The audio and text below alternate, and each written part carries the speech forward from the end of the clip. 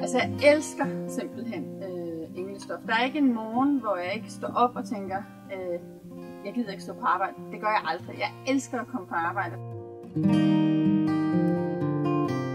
Og så er der bare højt humør. Jeg oplever også, at der er en kvalitetsbevidsthed. Der er nogle rigtig lækre stoffer. Jeg kom hos Englestof, fordi jeg skulle til et bryllup, og jeg vidste ikke, hvad jeg skulle sy. Og jeg kunne ikke rigtig finde ud af, hvad det var for en kjole. Så tænkte jeg, hvis jeg går til sy, så er det, jeg kan blive inspireret.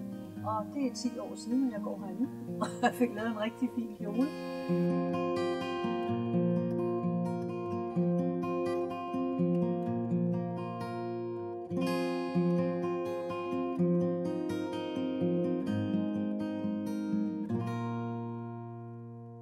Syning, det er jo min helle. Det er jo der, hvor jeg tager hen, når jeg skal helt afkobles og tænke på noget helt andet.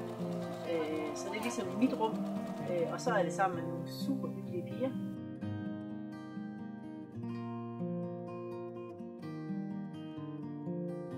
Det tilbyder 3 timer væk fra hverdagen. Det er et refugium.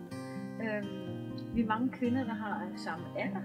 Så det er ikke kun syning, det betyder også, at man får nogle kvinder i samme alder, som man kan snakke sammen med, og der er masser af grin.